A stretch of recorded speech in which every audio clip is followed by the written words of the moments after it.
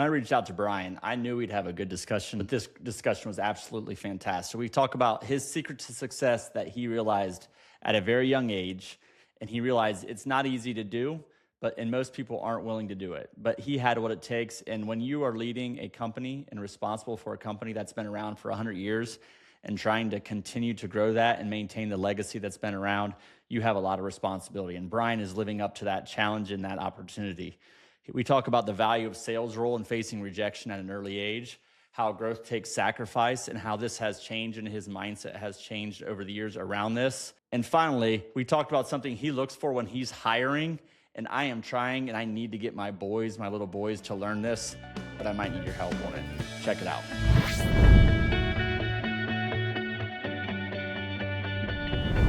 Hello, and welcome to the Purpose Matrix. I'm very excited for today's guest, my good friend, Brian Seitz. Brian, how are you doing today? Great, Phil. How you doing? I'm doing great. So first, I have to say, my bald brother, and there's a backstory to this. It doesn't directly involve Brian. It involves his twin brother, Brad, who's also a partner at Lawyers. But maybe when I was 19 or 20, I might have had one of their fake IDs, which means you're older than me too, Brian. But it's interesting. We all had hair back then, and we don't now. So it's very interesting how we still kind of maybe look alike. I don't know. You'll have to check it out online and judge for yourself. But Brian, thank you so much for being willing to come on. Partner, owner, leader at Lawyers Insurance Agency. You've been there for 25 years now. You've talked about that. We're going to talk about that probably a little bit more. For those that don't know, so Lawyers Insurance, local company, Midwest Ohio, but with really several different locations, not just Maria Stein, Salina, up north, St. Mary's, Ottawa, Sydney, Delphus. So really, the company has grown a lot over the years. So congratulations to that. And just recognize for best practices and someone that we work with a lot on all of our stuff. And interestingly, we've been working with you and your team a lot lately because of the windstorms and whatnot locally. And like always, phenomenal customer service. And you know, we've come to expect that, but we do appreciate it. So Brian, thanks for coming on. By the way, let's get the one debate over too. Is it Lugers? Is it Lawyers? Like, how do you really say it? It's Lawyers, but we say across 6 locations, they all say it a little differently. So I'm going to get criticized by somebody in Salina or St. Mary's for saying it wrong. But we say Lawyers. It started in Maria Stein, so I'm going to say that's the right way of saying it. It's got to be right. All right, Brian, let's get into your backstory a little bit. So tell us the story, a little bit of you know, Lawyers Insurance, 112-year company, over a century, which is absolutely phenomenal. Yep. But where did you come into this, and what's your involvement been, and how has that changed over the years? Yeah, no, great question. Thanks again for having me on. So, backstory is college in Columbus, looking for a career, went to school for non-insurance, and at that point I was 21 years old, ready to graduate, felt the desire to move home, and I was talking to one of my professors, and I said, you know, I've got this great opportunity in Columbus, but I feel like I need to get home. And I said, I just don't know what career path I'm going to take. It was in logistics, and long story short, he tells me one of the greatest pieces of advice. He says, just stop and pay attention, look who's successful, and simply just do what they do. And so naturally, your mind starts to wander, and for me it was Ted Berkey. He was the kind of the third generation of the business, him and Bob Lawyers. Bob would have been the grandson of Herman, who founded the business. Henry was his dad, second generation. So Bob and Ted were effectively the third generation. But you know, that's a guy I looked at that did it all the right way. You know, just the relationship he had with his spouse and his children. At face value, he was uber successful, and he is. And I thought, well, maybe I'll just do what he does. And so one night in the town tavern, I said, hey, are you hiring? And one thing led to another, and there I started. So knew very little about the business, but thought, you know what, I'm going to take this leap and give this a go. So that's how. Wow. First of all, so I didn't know that story. That's remarkable. You were asked, or you were told to look who is successful, and you kind of described some of what you were looking for at the ripe old age of 21, 22, whatever you were at the time. You had in your mind what success looked like, right? Yep. So tell me, whether it's then or now, if you're giving the same guidance to, your kids, right? So your kids are 19, 20, 21, 22 range, something like that. Yep. But define what, by the way, following someone that is successful is a great, and by the way, reach out to them, ask them for help, for mentorship, for guidance. But what does that mean? Like, what would you say, look for this person, like, what does successful mean to you, I guess, now? I think now it's a lot of how they carry themselves really outside of their careers, to be honest with you. I tell kids when we're interviewing them, we look at who's opening the door for their sisters when they're walking into church. Who's carrying on the conversation in a respectful, polite way. Those things really do matter. And I think that's, to me, is success. Like, well, how did they get to that point? When it comes to adults, same thing, and I think it's just being aware of your surroundings and just simply following that lead. Like, hey, you can see what obviously is working, and for some, you see what's not working. And I think it's just being mindful and paying attention to that is critical.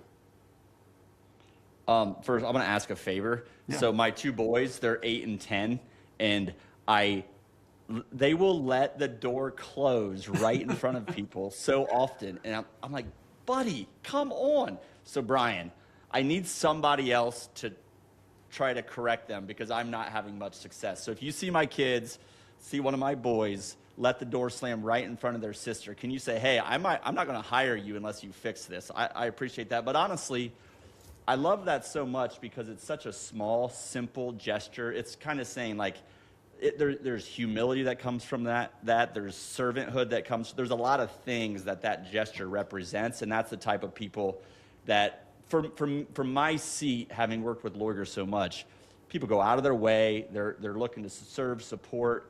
It's in times when there's challenges a lot of time.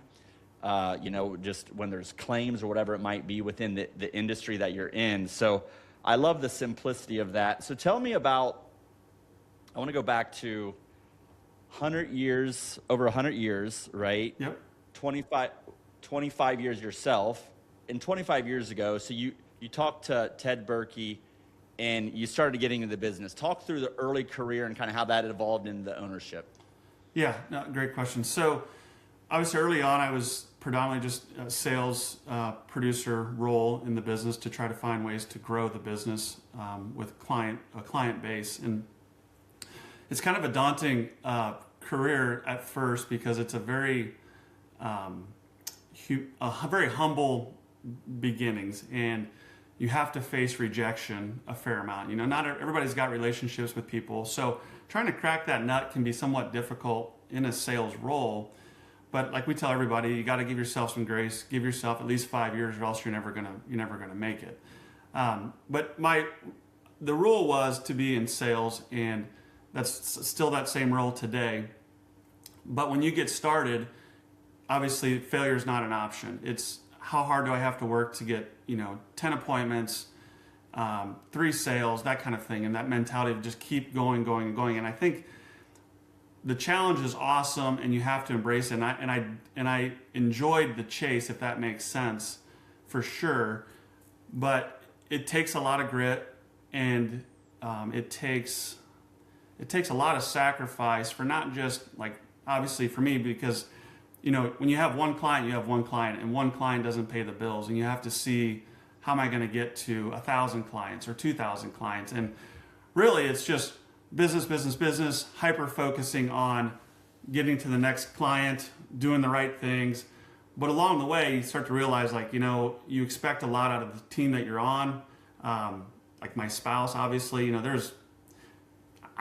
she's never expected me to make supper ever. In 25 years of doing this business and 24 years of marriage, I don't think she's ever counted on me for supper unless I picked it up on my way home. And that's what makes this thing tick too, right? So, like, you got to be all bought in your home life and your family to say, hey, in a sales role, when people need to be seen after hours, whether it's for appointments or there's a claim situation or something where you have to be present, you got to be able to move and pivot when those things come up. So sales role predominantly until about 7 or 8 years ago, when I took more of an active ownership role with my partners. So the third generation kind of phased out, us fourth generation guys kind of came in, and then we started to do a lot of things the same. They had the wheel turning really, really good, but as we hope with the fifth generation, we had our own spin, our own thoughts on what we thought we could do to make the business just that much better.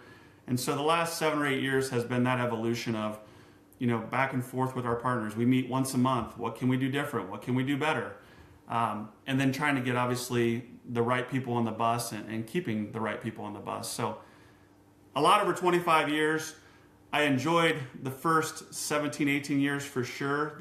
And it's nice to get to the point of where we're at today, but what they say sometimes when you get to the ownership level, that is the goal, but then you're like, oh, that comes with its own set of new tasks and challenges along the way. So, and responsibilities, right? So I want to come back to that and how like what that looks like now in the seat that you're in.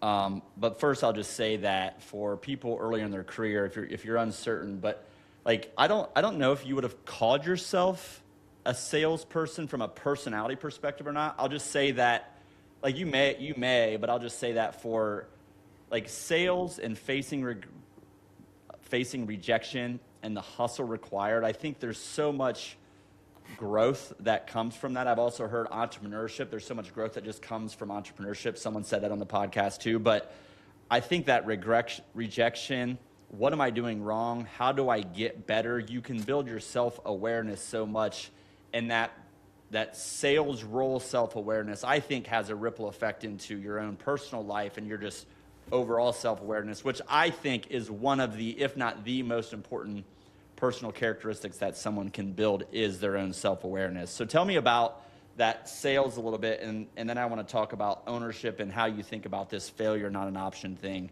now versus then. Well, in regards to the sales side of things, obviously you want to attract the right clients, right?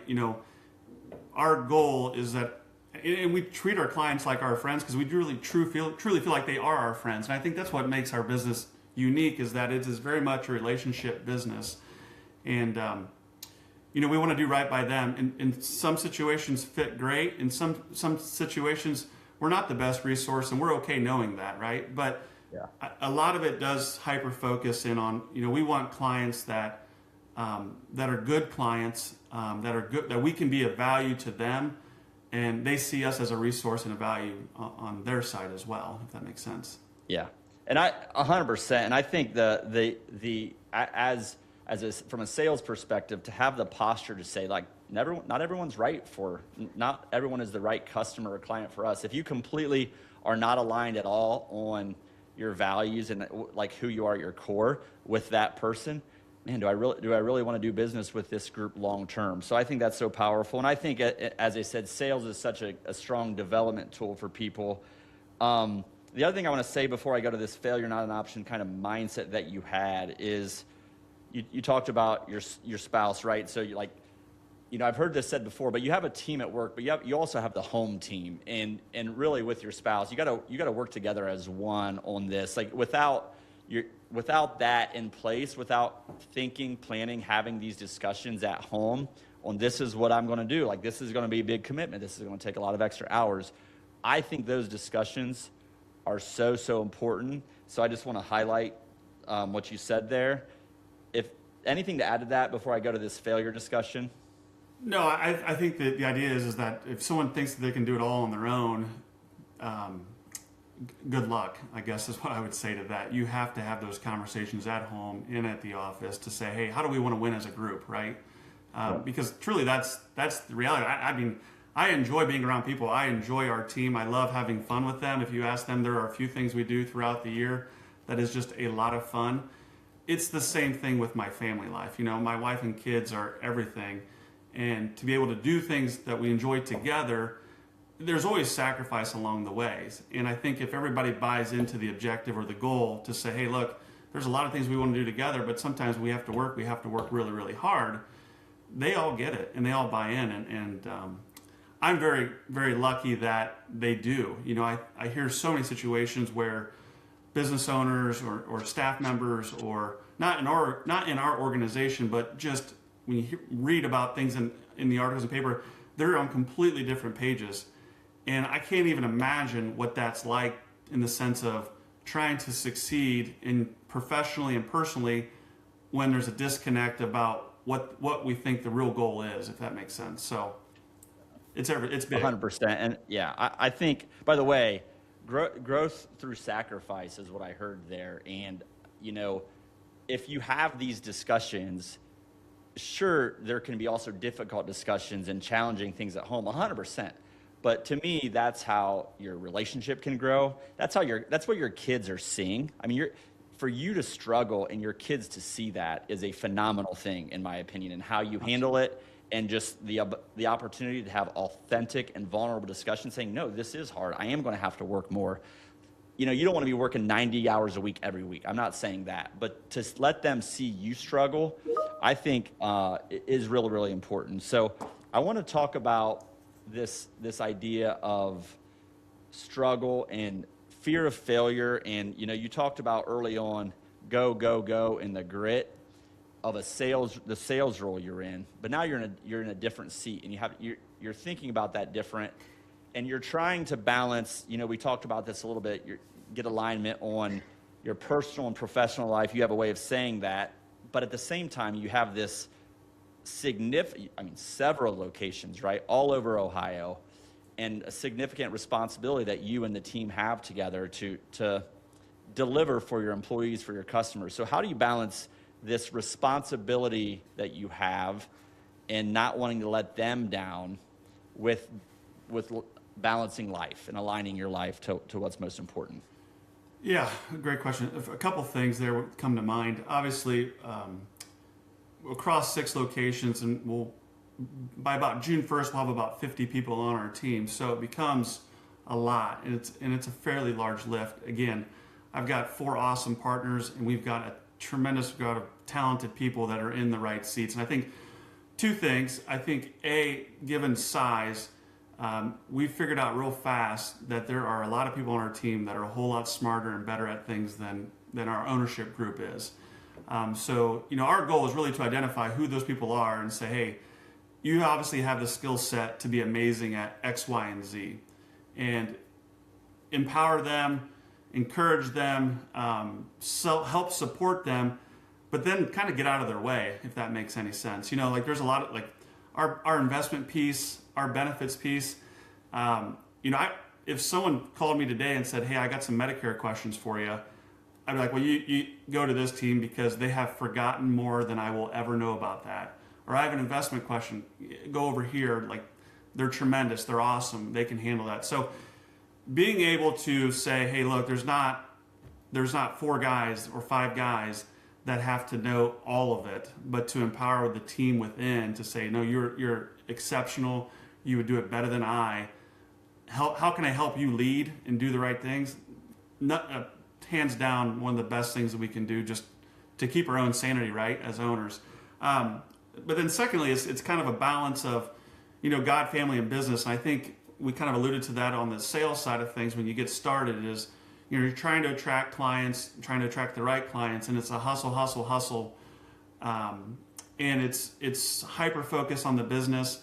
And I think what I found over the 25 years is that if it should be God, family, business in that order, but when it started, it is business,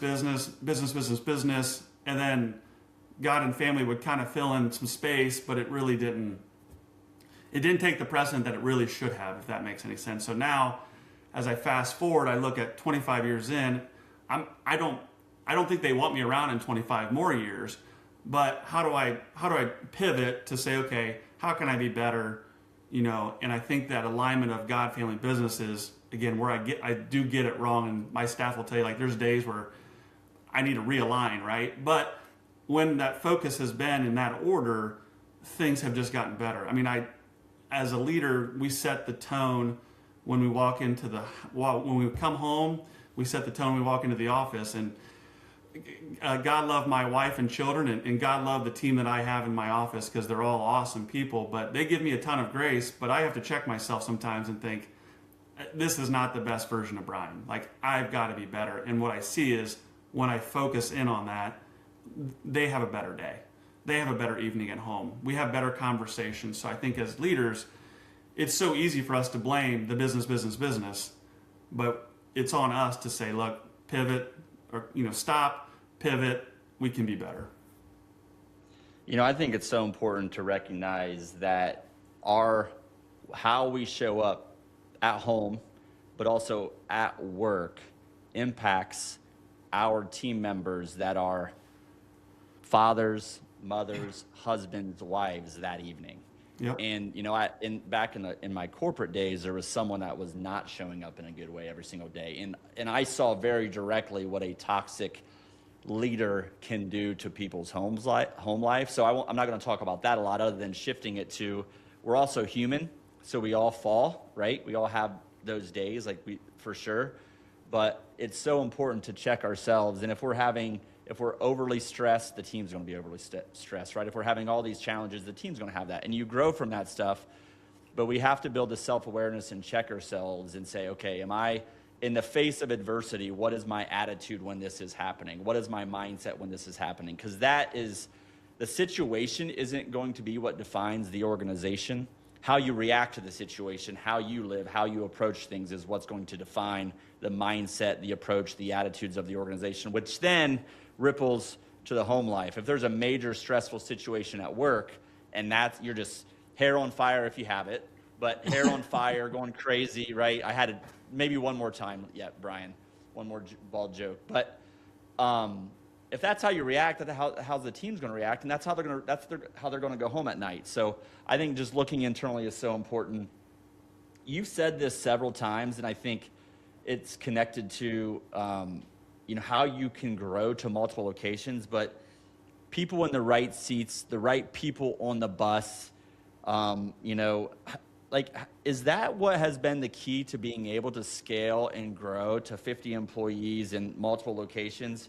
And I think part of that is the humility as an owner, as a leader, whatever your role is, of knowing what are you good at and where do you have to get out of the way, right? And it seems like even with 5 partners, you guys have a lot of different diversity of skill sets, right? For sure, I'm sure you do. I don't know all those nuances, but inevitably you will have that. But that doesn't mean you guys claim you know it all and aren't trusting your team with things. So has that been, you think, the key to the ability to grow like you've grown, or has it been something else? No, I think that's probably the number one factor, to be honest with you, in our growth is the people on our bus. We talk a lot about protecting our bus and our staff and doing the right things for them. In a group of 50, we hope that everybody that we bring on board works. One thing I can tell you in 25 years is not everybody that we bring on board works, and there have been situations where they've been good human beings. It just wasn't the right fit. Sometimes you have to identify that for the good of both. We've had situations where we thought someone was going to work out really, really well. It was toxic. We need to get them off that bus, because our biggest fear is those that we have leaned on the most, we've trusted, we've empowered, that we absolutely, cannot do what we do without them if we let that bus get out of whack a little bit, or we let toxic people hang around just because they might be a very good salesperson, or they can do this or do that differently. Fundamentally, if they're not good human beings, and if they're not going to play well with others, they just don't fit in our group. And I think being able to scale is because we have a lot of people that just genuinely enjoy being with one another. It's not always perfect, but at the end of the day, we have 50 people that genuinely, in my opinion, do care about one another, and they support one another. And I think a lot of times when you have a lot of really good, talented people that see each other in that light, they don't want to be the dead weight on the group, right? Like, they want to be better. And I feel like, it isn't one of those things where it has to come from the top down, but they see it in each other and staff-wise that, look, this person's exceptional. Well, I want to be exceptional. And I think that's the value of protecting what you have staff-wise, is because that consequential wins just continue to roll and roll and roll. And so as we get younger people on board and they see the success they've had, it's a win.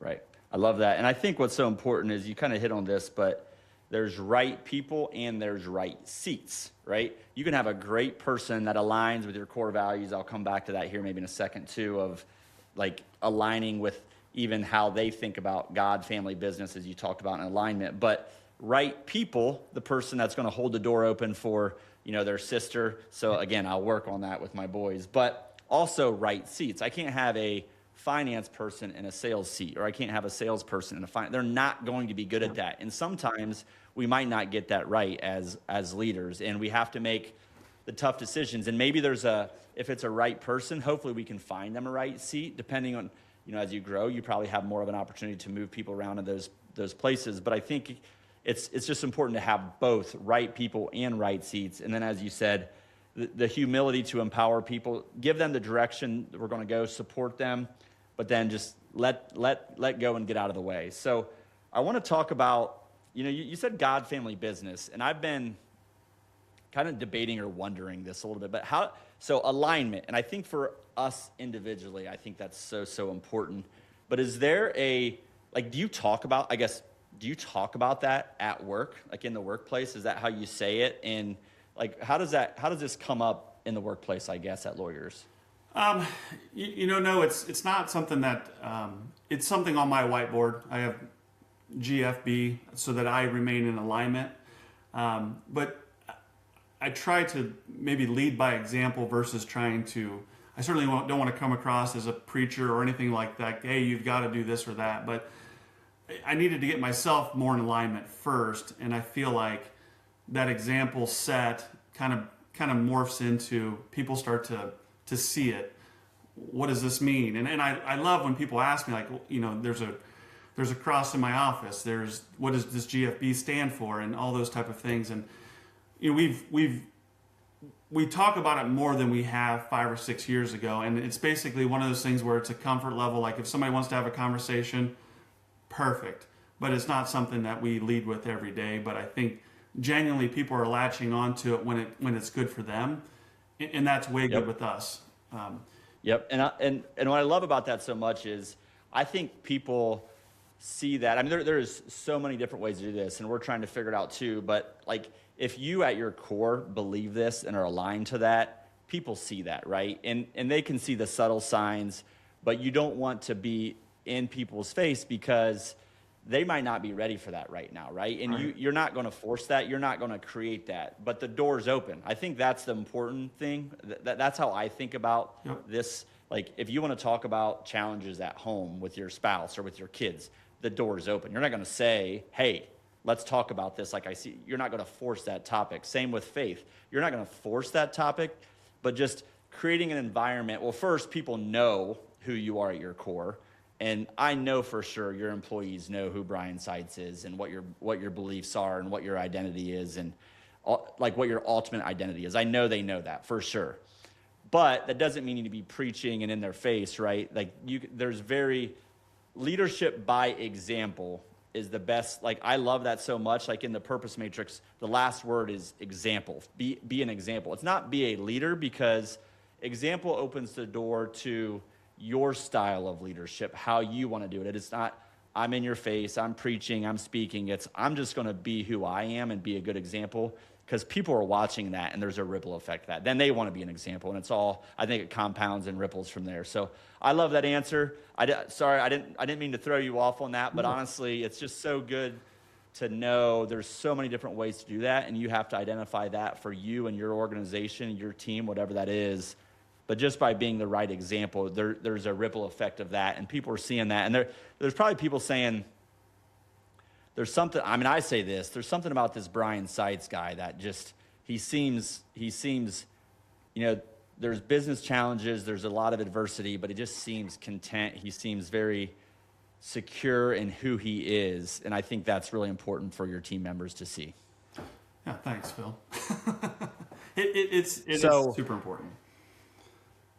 I want to talk about, I guess, given that we talked leadership style a little bit, is that how, like, what would you add about your approach to leadership that works for you? And maybe do different partners bring different approaches?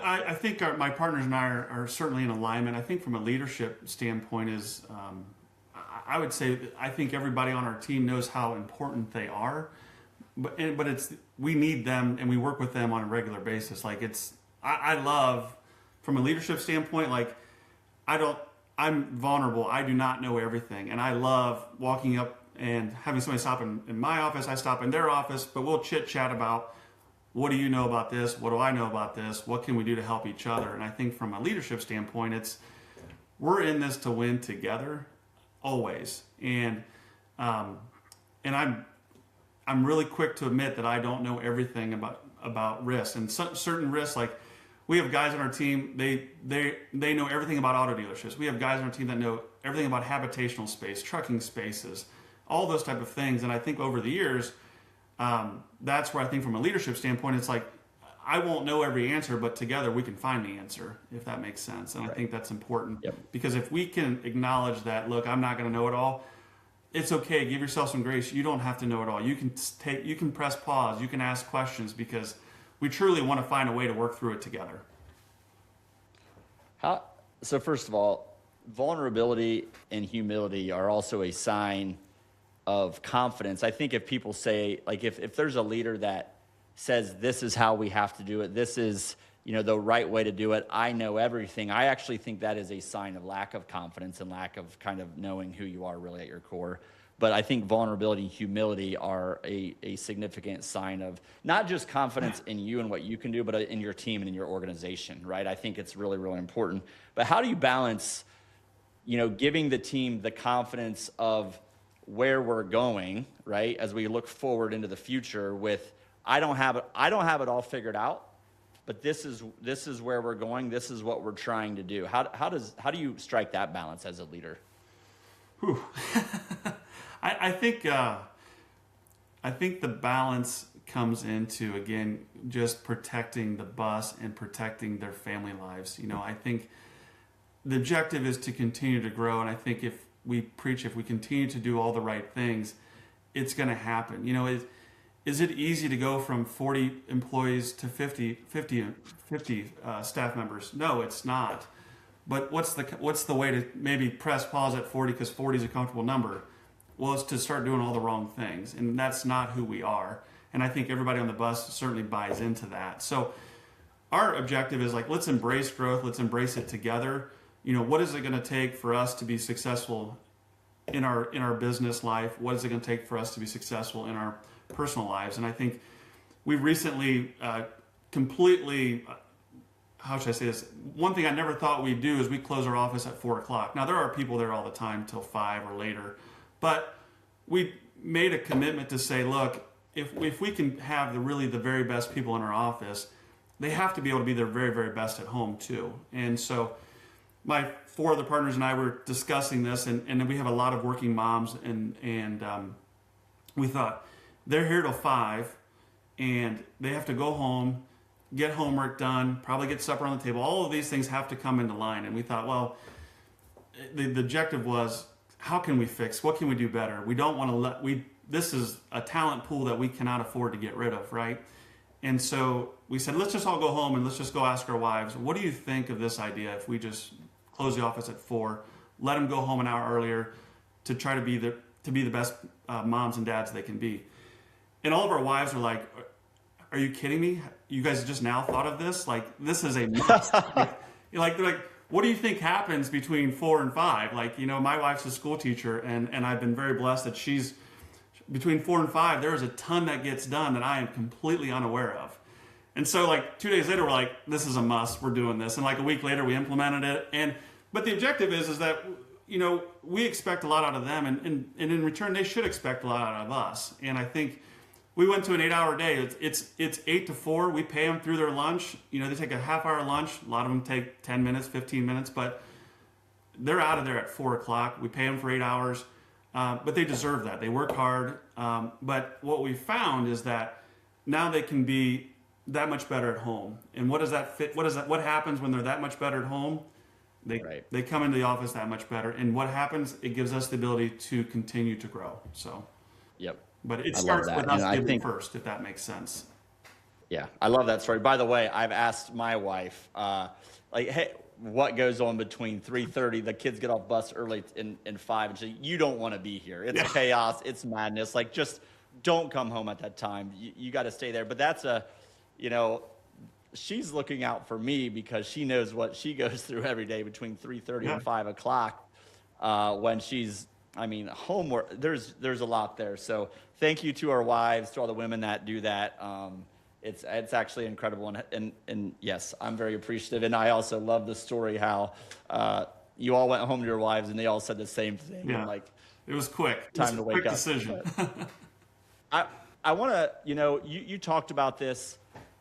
We talked about this a little bit beforehand. I don't want to miss this, but embracing growth. I asked this question about embracing growth and growing as a business, and from 40 to 50. And if we stay, like, if you're not growing, you're dying, right? If you stay at 40, it doesn't mean we need to be at 50. You're not saying, oh, we have to be at 50. You're saying if we're stagnant and staying at growing, it's probably because who we are becoming or who we are as a business, we're not doing all the right things. Like, it's actually a indicator that something else is maybe, not going right. And sure, there's economic cycles and other stuff that could keep you there a little bit. Like, you're not constantly going up all the time. But one of the things you talk about is just embracing growth personally, be better.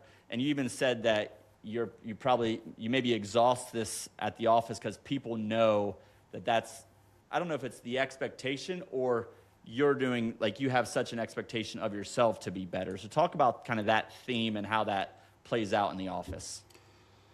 Well, I guess from an expectation standpoint, I mean, I think obviously I expect more out of myself. When I say constant improvement, I'm super self-focused on, like, what can Brian do better every day? Like, I struggle with that a lot because I can have 8 things go right in a day, 2 things don't go right, and I'm like overly critical of myself. Like, what could I have done better? How could I have gotten that done quicker?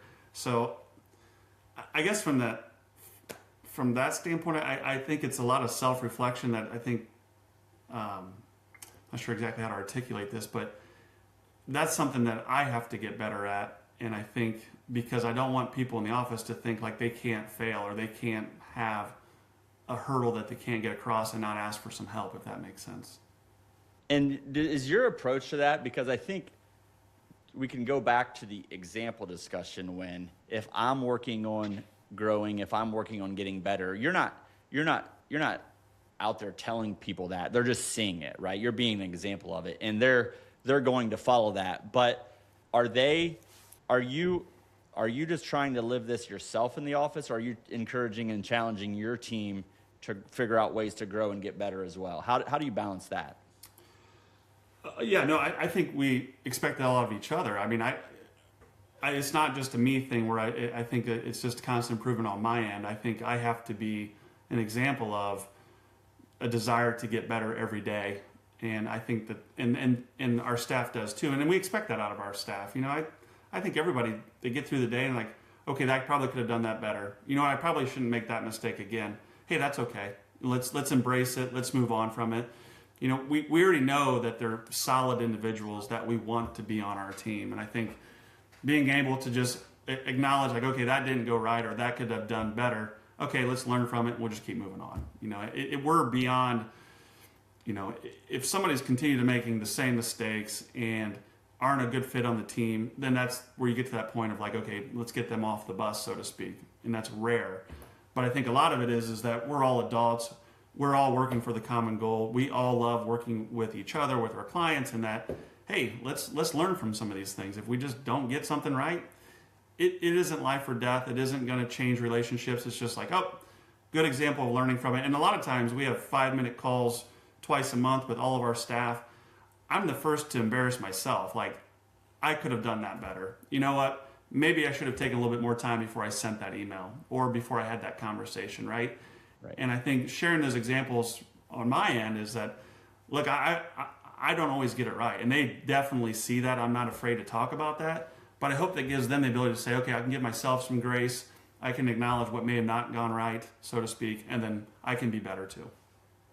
Yeah, I think this is a great example of the power and authority not because that's what you're looking for, but that humility brings. When you're humble and when you're vulnerable, it can have such a big impact on other people, not because you're trying to do it intentionally to create authority, but because that's who you are at your core. I think it's just I wasn't intending any of this, but actually I haven't even thought about it this way before, is that humility and just self-reflecting, not shaming yourself, but say, hey, I can recognize that I can grow from this, is such a it gives you so much, I think, authority. Authenticity is just such a powerful tool. And don't do it because it's a tool, do it because be authentic, right? So I think that's great. If you kind of think back, or sorry, think forward in what you're excited about, Brian. You guys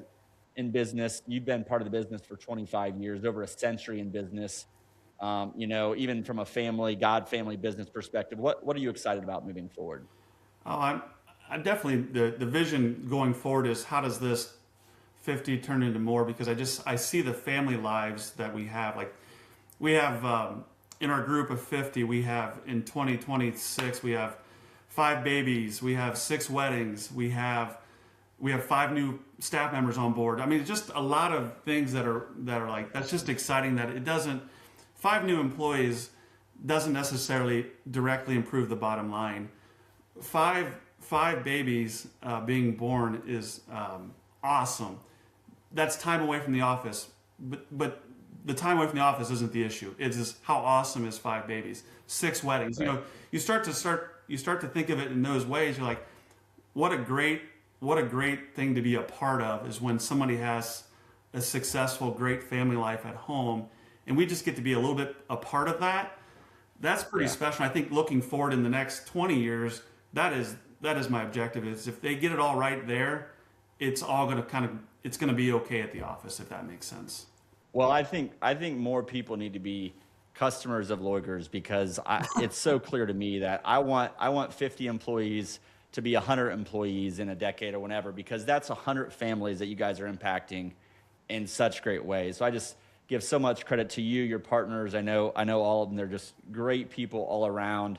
So many great employees. You've done so many things well, Brian. If you step back and reflect and think about your 25 years and what you do, step back and reflect. How does what you do, how does it make you feel? Oh, it's awesome. I mean, it's a great career choice. I'm so glad that I followed the lead of, just being attentive to people that are successful and trying to do those same things all the way through. It's a great occupation. I mean, we've been in some very dire straits, and when I say that in the sense of, serious accidents, claims, fires, fatalities. There are just a lot of things that we're a part of, and I think to be that resource, to be the person on the other end, to have the empathy, to have the ability to help connect the dots, get them from A to Z, set levels of expectations, because to me, that's what we are, that's what we do, and that's what I get excited about, is that, people don't always just call us to say, hey, I'm having a great day, how's your day going? There's things that just go sideways in life. And when they do, to be able to have a team and to have the resources to say, no, we can get you from A to Z, and we can do it as best as we can because we care. There's a lot of gratification in saying, like, okay, I can do that. I have the resources, the skill sets with our team to be able to help people like that. When I walk away from the business, and whenever that time may be, that'll be the part that'll be. It wasn't like that magical year where the bottom line looked better than any other year. It's going to be, there were some really difficult situations that came up, and we were able to be that resource or that sounding board for them. I think I can rest easy with that. Yeah, that's amazing. And I'll take back my comment, not just why you have to get to 100 employees, because that's an indication of how many different customers you're serving, like you just talked about too. And I just think so highly of you, Brian. I respect you so much. I appreciate your leadership in the community and just the ability to, we need great people like yourself to be great leaders, and you're both, and we need more of that, because I think there can be such a ripple effect from people, leaders, businesses like you across our communities, and you're expanding out more and more outside of Ohio and beyond Ohio and other places. And I think just people making a phone call to the new employee at Loigers or the person that's been there for several years or one of the owners and partners, they're going to get a good experience. They're going to be like, there's something about that. And I just applaud you for your leadership in that. And I appreciate you coming on here. If people want to find out more about you, Loigers, where can we direct them? LoigersINS.com. It's got everybody's, if you want to put a name with a face, go out to our website, and that's probably the best resource. Brian, this has been a lot of fun. I'm so appreciative. I know this is not normal for you, but I'm so appreciative of this time. You brought so much value, so much to learn for all of us business leaders, honestly, leaders in the home, wherever we're at. You brought a ton of value, and I appreciate it so much. For the Purpose Matrix, signing off. Thanks, Phil.